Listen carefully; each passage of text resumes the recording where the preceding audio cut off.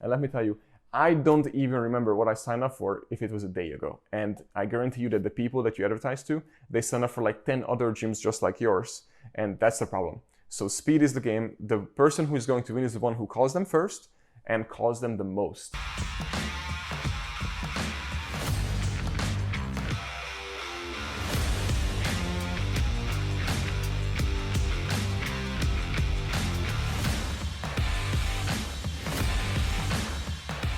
Welcome back to another episode of the FitBiz Journey podcast. Today just going to be me. I'm back in Florida.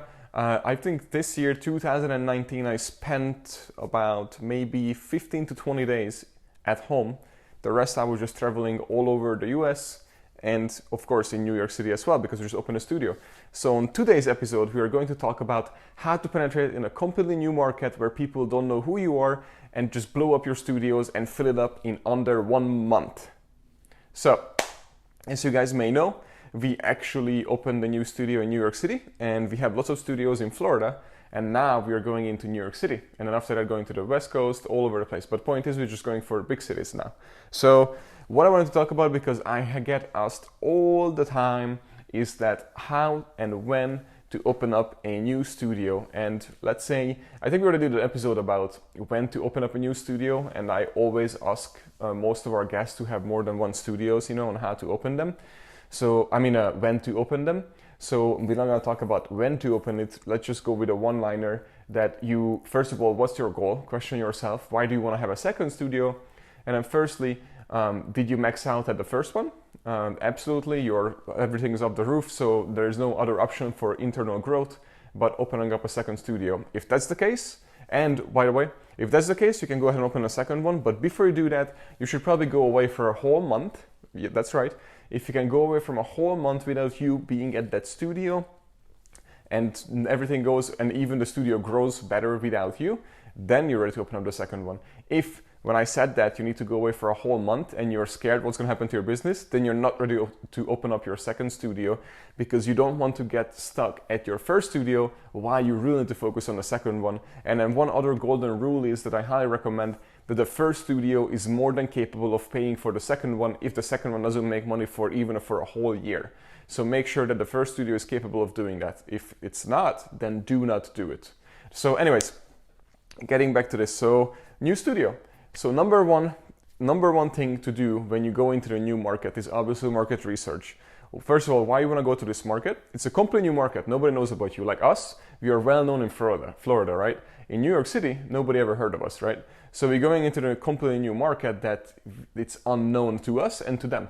The people are different. Just because it's the United States, I tell you right now that New York City people and Floridians are completely different people. It's almost like going from Hungary to Germany or going from Germany to England. It's completely different. And just because they speak the same language, it's not the same at all. They have different habits, they have different lifestyles, they have different eating habits too. They had everything's different. It's really, really different. So first of all, that's why I wanted to go to New York, and I moved there for a few months just to basically experience that New York lifestyle, which I love. But it's completely different than Florida. So I wanted to be like our clients. So I went there, hanged out with the people, looked at their habits, looked at where they work out. I really analyzed the market, right? And then once we did that with our team, we went out there and scope up the market and see what is the location where we need to open. So number one, the first, because we only have 5 studios in Manhattan and we are going to open up more very, very soon. We just opened the first one basically 3 months ago. Extremely successful. The pre-sale, we filled up the studio in month 1, and we already brought in $50,000 in revenue when we filled up the studio. So basically it's already making profit in month 1. And that's huge, especially in New York City. And not to mention that we opened up the studio in under 3.5 weeks, which is unheard of. Especially in the fitness market, when we do a full build out and everything. But I should say Florida was our practice run, because everything is way, way cheaper in Florida. So even opening up studio and successfully, construction can really kill you. I have met so many people who have told me that they thought it's going to be 3 to 6 months to open their studio, and it was a year. It was 9 months, permits and all these things, and they had the bad contractors and everything. So if you don't have the right team, then it might be tough. I'm very happy to say that we have the right team. We manufacture basically everything. We custom build everything from the showers to all the way down to the furniture. And we really know how to do it. It goes like this, right? And we are open. So for us, the construction is the easiest part, and filling up the studio is now also the easiest part. After that, we just have to make sure that the operations is up and check, and the studio is running like a well-oiled machine, and we can move on to the next one. So popping them open, it's really easy, and so many people, when we talk about opening up studio, they pull their hair because they are like, man, I don't even want to think about another contractor. I got ripped off. The landlord sucked. The AC broke. The pump. The permits. Yeah, it's pain in the butt. So, anyways, so mastering that, because we are not talking about that, about the actual construction. We are talking about once you open it. Unless you want an episode like that, by the way, let me know. I'm more than happy to create one. We can share some of the secrets, how we open up in 3.5 weeks, and basically ready to go. But in a completely new market, in a completely new build out. But today is really about just going into the new market, doing the market research, and how to fill up the studio. So we are at market research. So number one, analyze the people who are going to be the clients, make sure they are there, make sure the marketing that you're going to do is where they are. I'll give you an example. In Florida, our number one marketing is Facebook. In New York City, that's the least. In New York City, Facebook does not work for us. It's cool for branding and we're in front of people and everything and it's cheap. However, our clients, and we had over 1,000 leads in 2 months. So we had over 1,000 leads coming in New York City, Manhattan, West Village. That's what we picked because all the people that we wanted to get in front of it, it was a very crucial location for us. We had to pick West Village first. So I'm glad we did that. We're on the main road, Hudson and Jane, by the way, on a storefront in Manhattan at the most expensivest area of the city. But anyways, so what I was trying to say is, so we learned that Facebook is not our marketing platform in New York City. Instagram is, and YouTube. So Instagram, we got all of our leads and every single person will come through the door, by the way, which is very interesting in New York City.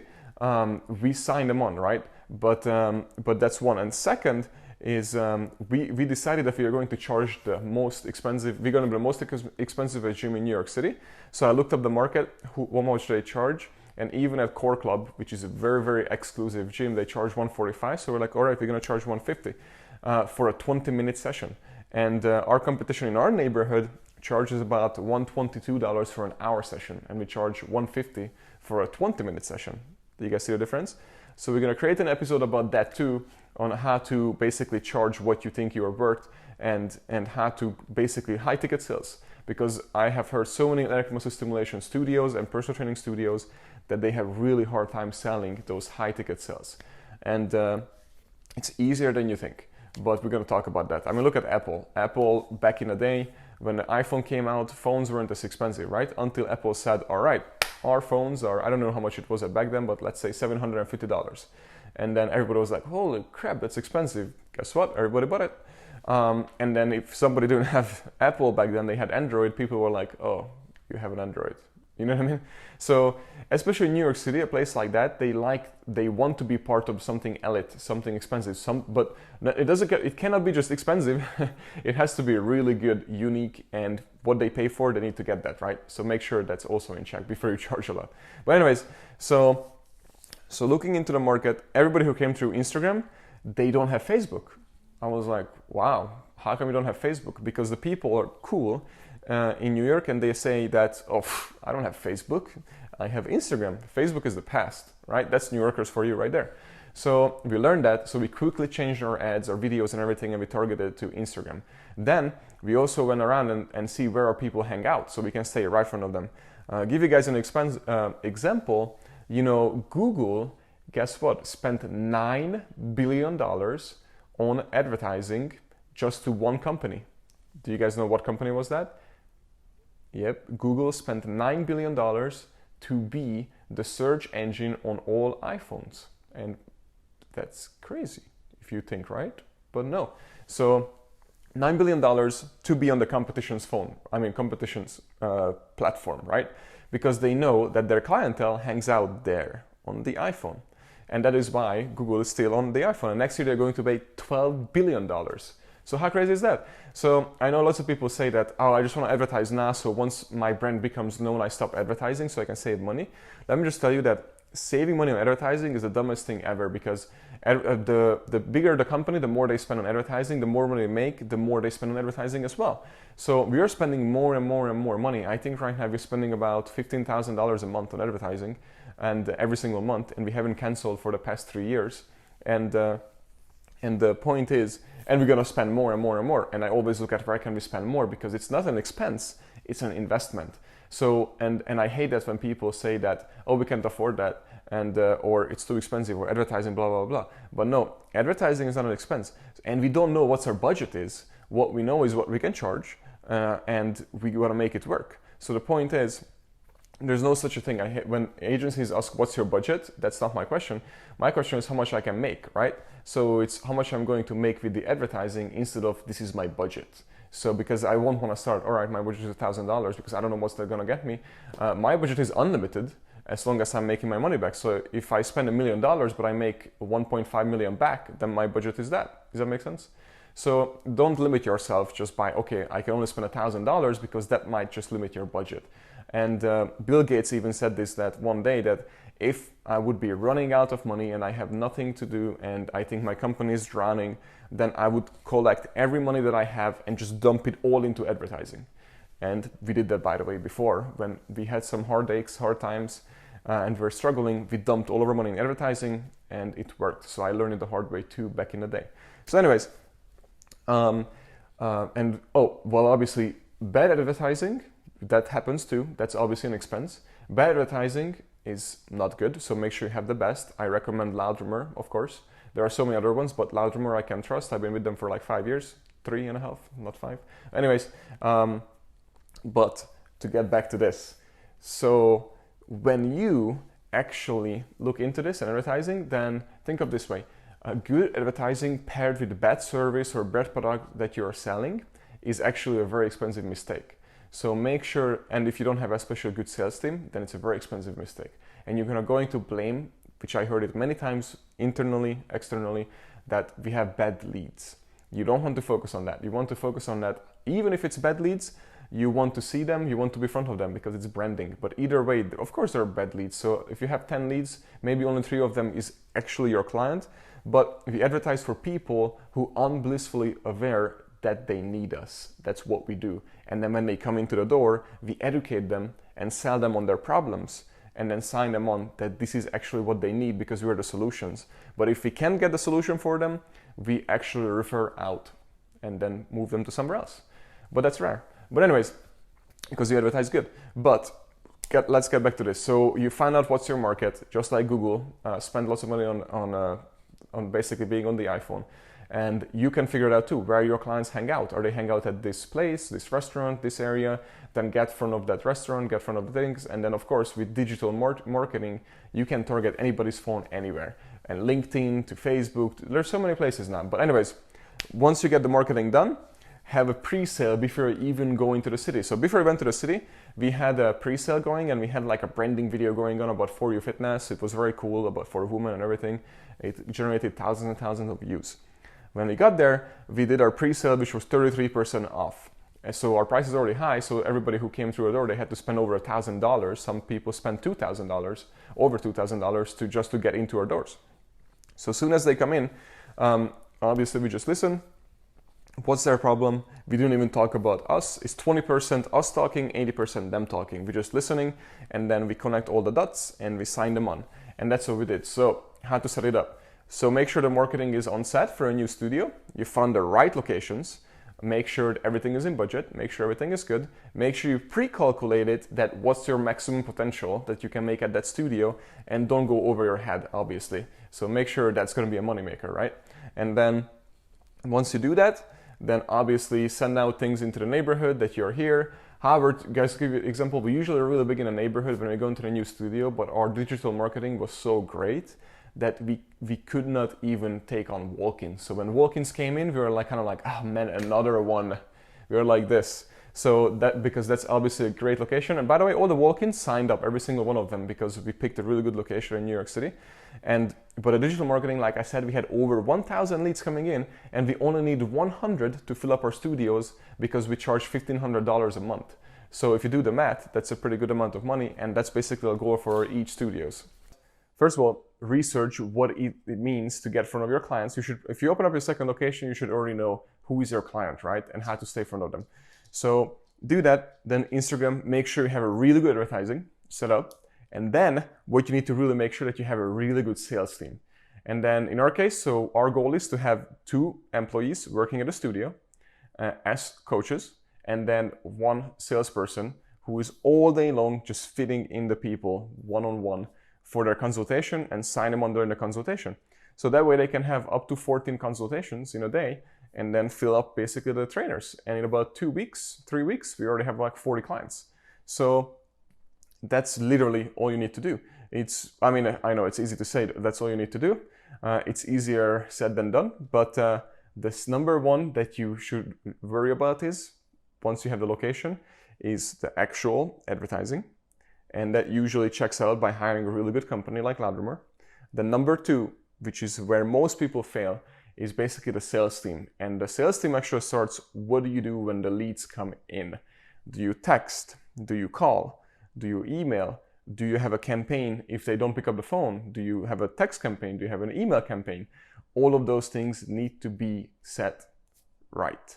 In our case, if a lead comes through and somehow it slips through our hands and it doesn't come in, they go through in a 52-week email campaign where they get 2 to 3 emails per week into their inbox, combined with text messages and calls as well.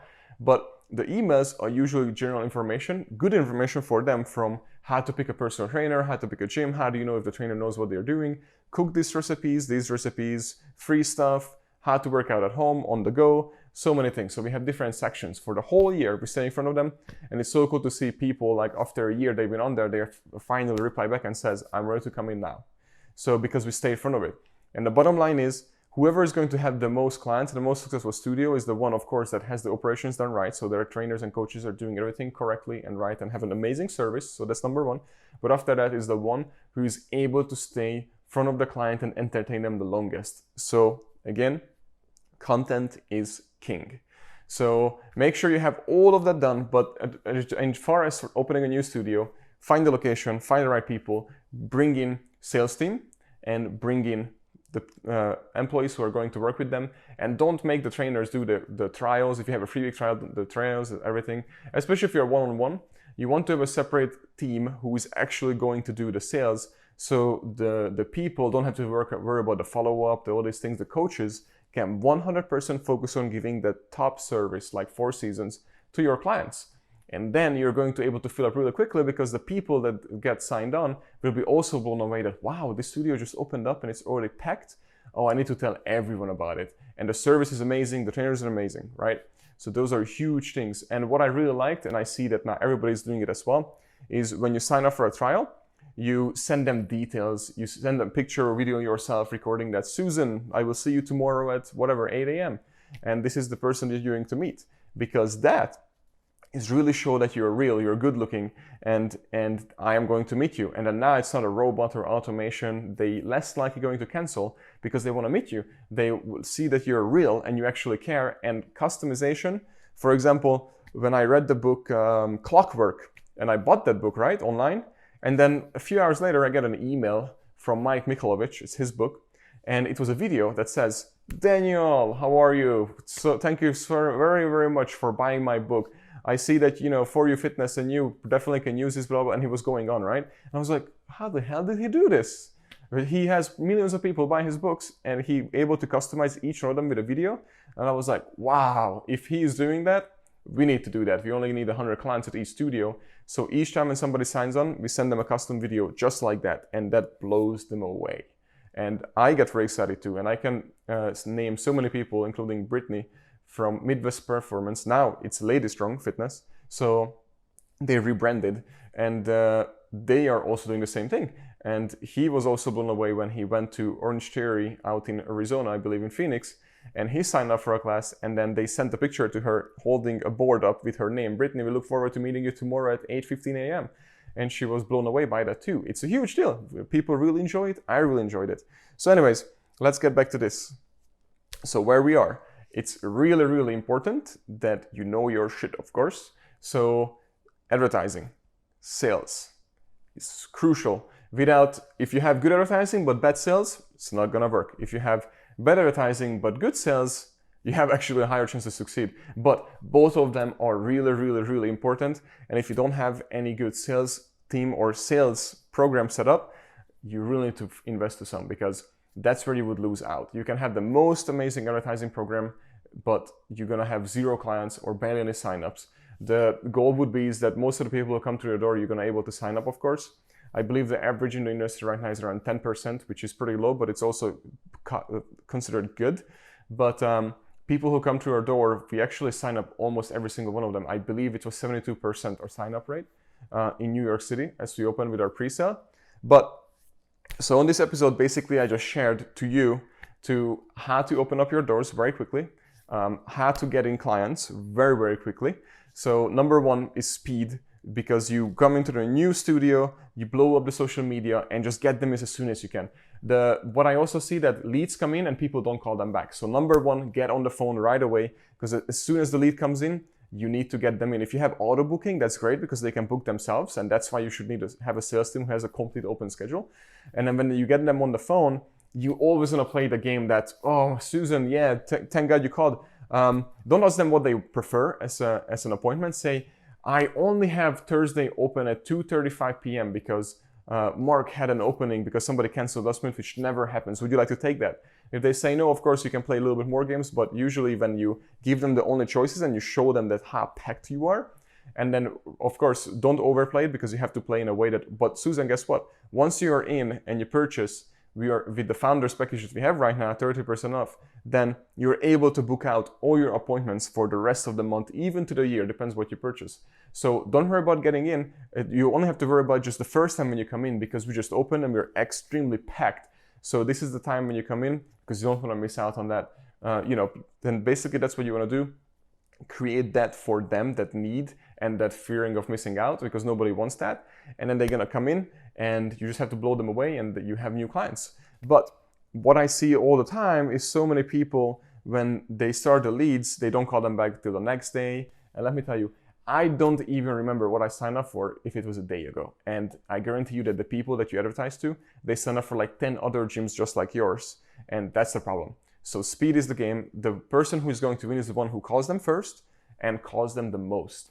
And following up is king, right? So if you're able to get them in, great. If you don't, you might have lost them forever, but keep calling them until they buy or die. And anyways, what else I was going to say is it's really, really crucial that as the leads come in, you stay on top of them while they are fresh. Call them multiple times a day, text them, email them, everything going on until you get them in. Because again, and make sure you have the auto scheduler set up as well so they can book their own appointments to come in. But it's crazy, crazy important that you stay on top of it, because you are going to lose if you don't. And you want to show them that you're on top of everything. And here's the thing, they sign up for this. So don't feel like you bother them. You don't bother them. They sign up for this, so just call them. And then make sure that, because number one thing, when you're able to get them in, they're going to say, man, you called me the most and you guys are really on top of your game. I just signed up and you texted me back and called me. I'm blown away. So I cannot wait to see how you're going to transform my life if you were able to get me in this quick. So, and you can say, yes, Susan, we will be in your corner no matter what for you, right? So these are just basics that I just wanted to share it with you guys, that when you go into the new market, again, it's all you have to do is make sure you know where is your crowd hanging out, where are your clients hanging out, make sure you stay up front of them and make sure you advertise to them. And then you have a great sales team that is able to stand and wait for them and book them up, and then have the team, the coaches ready to go. And then that's it. It's as simple as that. And we literally got full after just a month. So we just over the last week, we had to close down the studio over the weekend because we had to remodel it to be able to fit in more people. Who wants to have that problem, right? That's a good problem to have. So thank you guys for watching. I really glad that hopefully it was helpful. Please shoot me some emails, text, whatever you prefer. Reply, comment below, share this episode. I just wanted to get this on the road before I head out to New York City. So many of you asked me, how did we open so quick? How did we fill up the studio so quick? How we did the construction so quick and all of this. So I just wanted to share this real quick with you. It's all about systems and testing. Remember, in Florida, we have been playing this game for a few years. So for us to open up a studio is literally 3.5 weeks. We are open another month, we are completely packed and profitable. And that is why we decided to turn pennies into dollars and not dollars into pennies. If you don't know what I mean, it is when you get an investor and then you're spending money like this, right? Left and right, because you're opening up a studio and you're just okay with that's the cost. When you don't have any money, when I first started back in the day, I had to figure out how to make pennies into dollars. And when the contractor would tell me that, okay, that's gonna cost you 20,000, I would be like, I will do it in 2,000. Meaning you learn how to save. And that is why we're able to open up studios for under $80,000, way under, by the way, including all of our equipment and everything, and our doors were open.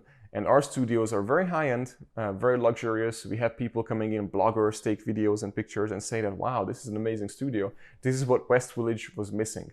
And basically 3.5 weeks, way under budget. We are open, ready to go, and profitable in month 1. And that's what I want you guys to have as well. So thank you for watching. Just reach out to me.